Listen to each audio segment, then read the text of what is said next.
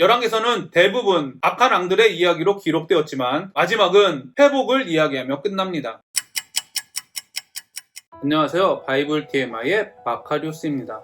4월부터는 열왕기서가 큐티의 본문입니다. 그래서 열왕기서를 간단히 살펴보는 시간을 갖고자 합니다. 열왕기서는 모두 다 아시다시피 사무엘서 뒤에 나옵니다. 원래 사무엘서와 열왕기서는 이스라엘 왕의 역사를 기록한 한 권의 책이었습니다. 그래서 누가복음과 사도행전을 연결해서 보듯이 사무엘서와 열왕기서 또한 연결해서 보는 것이 많은 도움이 되실 것이라고 생각됩니다. 열왕기서는 다윗 왕 이후 솔로몬 시대부터 바벨론의 남유다가 망하기까지 기록되어 있는데요. 그래서 많은 학자들이 열왕기서가 바벨론 시대에 기록되었다고 생각합니다. 열왕기서의 내용의 구성은 솔로몬 왕국, 분열 왕국 시대, 이스라엘의 멸망, 유다의 멸망으로 구성되어 있습니다. 열왕기서의 내용을 간단히 요약해보자면 솔로몬 왕이 처음에는 하나님께 지혜도 구하고 성전도 짓고 하나님께 순종하다가 왕권이 강해지고 나라가 잘 살게 된 이후로 솔로몬 왕이 이방의 여자들과 결혼하고 이방신들을 섬기게 됩니다. 그 결과 이스라엘은 남유다와 북이스라엘로 갈라집니다. 나라가 분열되었음에도 불구하고 이스라엘 백성과 유다 백성들은 하나님께 돌아가지 않고 더 악해졌습니다. 그래서 하나님께서는 이스라엘 백성이 돌아오기를 원하셔서 엘리야를 보내시고 엘리사를 보내셨습니다. 그럼에도 불구하고 이스라엘 백성들은 결국 회개하지 않고 이스라엘은 아수르에, 유다는 바벨론에 망하게 됩니다. 제가 생각할 때 열왕기서의 포인트는 5가지 정도 있다고 생각합니다. 첫 번째, 왜 하나님의 백성이라고 하는 이스라엘이 망했는가? 육적인 이스라엘과 영적인 이스라엘의 대조를 보여줍니다. 두 번째, 진정한 하나님의 백성은 어떻게 하는가? 우상숭배와 하나님 경배의 대조를 보여줍니다. 이스라엘 백성은 왜 하나님을 경배하지 않았는가? 거짓 선지자와 참된 선지자의 대조, 성전과 산당의 대조를 보여줍니다. 하나님의 백성은 역사를 어떤 기준으로 보아야 하는가? 세상의 역사가 아닌 하나님의 역사를 기록하고 있습니다.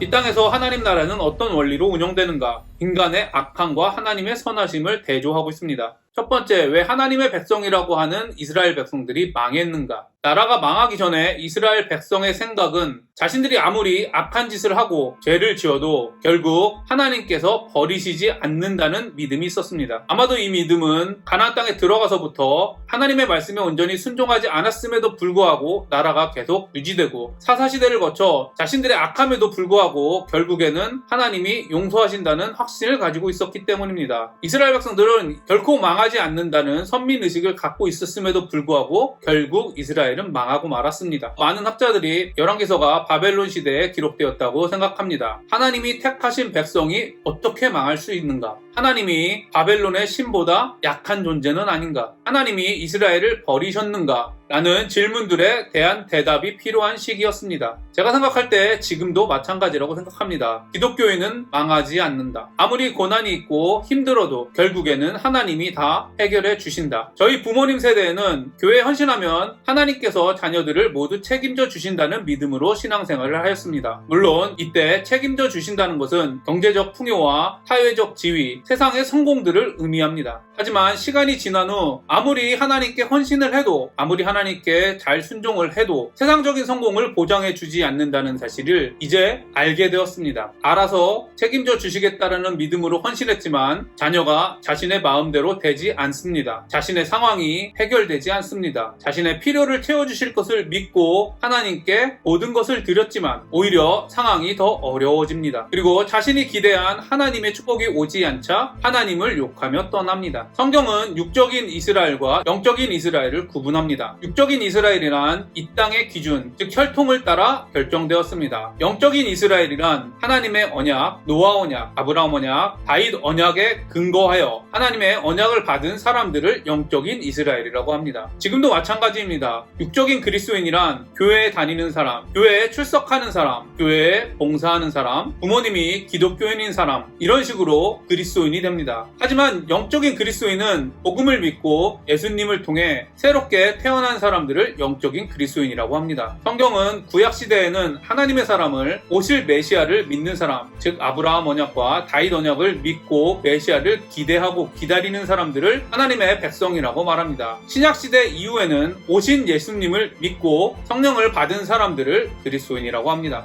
이를 보면 열왕기서를 보면서 얻을 수 있는 첫 번째 유익은 하나님의 백성은 다른 세상 사람들보다 사회적으로 성공하고 망하지 않는다. 열심히 믿었기 때문에 성공하고 열심히 믿지 않았기 때문에 실패했다는 잘못된 생각을 교정시켜줍니다. 국적인 기준, 즉 피조물의 기준이 아닌 영적인 기준, 즉 하나님의 기준으로 자신이 하나님의 백성인지 판단하고 점검하게 됩니다. 두 번째 유익은 진정한 하나님의 백성은 어떻게 하는가를 알 수 있습니다. 열왕기서에 기록된 수많은 왕들은 우상을 숭배했습니다. 아주 드물게 소수의 왕들만 하나님을 경배했습니다. 열왕기서는 자신들의 선조들의 악함을 기록하고 선조들의 우상 숭배 때문에 나라가 망했다는 것을 강조하고 있습니다. 그래서 바벨론 시대에 바벨론의 문화에 우상 숭배에 빠지지 말고 하나님께 회개하고 돌아가라고 강조하기 위해서 열왕기서를 기록했습니다. 열왕기서를 잘 보시면 계속 죄를 짓습니다. 하나님은 선지자를 보내서 계속 회개를 요청하십니다. 그러나 결국 이스라엘 백성들은 회개하지 않았고 결국에는 망했습니다. 열왕기서를 통해 알 수 있는 두 번째 유익은 하나님을 경배하지 않고 우상을 숭배하면 결국은 망한다. 타락한 인간이 망하지 않는 유일한 방법은 회개하고 하나님께 돌아가는 것이라는 진리를 깨닫게 됩니다. 열왕기서의 세 번째 포인트는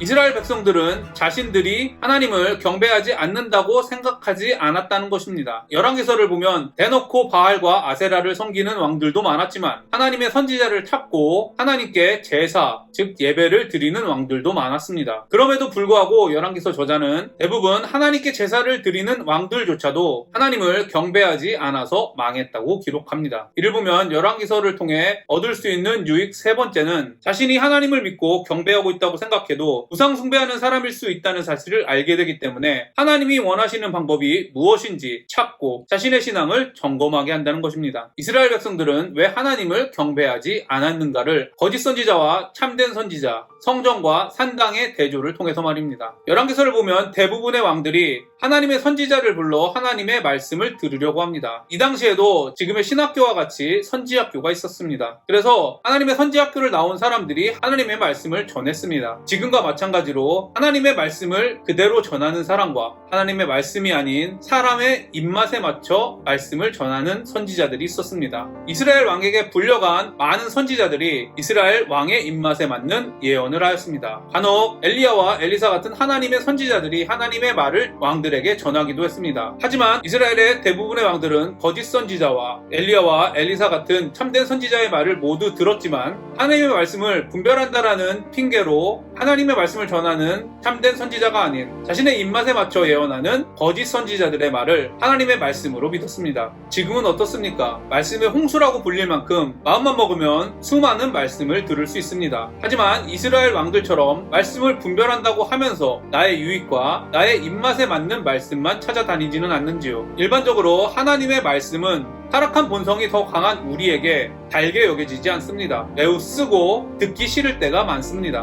우리에게 손해되는 말씀이 많기 때문입니다. 열왕기서를 읽으면서 우리의 입맛대로 하나님의 말씀을 분별한다는 것이 얼마나 큰 위험을 가지고 있는지 우리는 볼 수 있습니다. 열왕기서를 읽을 때 얻는 유익 네 번째는 하나님의 말씀의 분별이 얼마나 중요한지 깨닫게 됩니다. 말씀을 분별하지 못한다면 하나님을 경배할 수 없다는 사실을 알기 때문에 말씀을 듣는 것만으로는 만족하지 않고 분별을 위하여 하나님의 조명을 구하며 성경을 가까이 하게 됩니다. 하나님의 말씀을 분별했다면 문제가 해결될까요? 여러분은 어떠십니까? 하나님의 말씀이 들리면 그대로 순종하십니까? 열왕기서를 보시다 보면 많은 왕들이 산당을 폐하라는 하나님의 음성에 순종하지 않습니다. 선한 왕들이 산당을 없애면 악한 왕들이 다시 산당을 세웁니다. 그렇다면 산당이 도대체 무엇이길래 하나님이 세우지 말라고 하신 것일까요? 산당은 이스라엘 백성들이 가나안 정복을 할 때 가나안 신들을 섬기던 신전이었습니다. 하나님은 이스라엘 백성에게 가나안의 모든 문화와 모든 신들을 제거하라고 명령하셨습니다. 하지만 여러분이 아시다시피 이스라엘 백성들은 가나안의 모든 문화와 신들을 제거하지 않았습니다. 그 결과 가나안 신들과 하나님을 함께 섬기는 혼합주의가 생겨났습니다. 산당은 혼합주의를 대표하고 있습니다.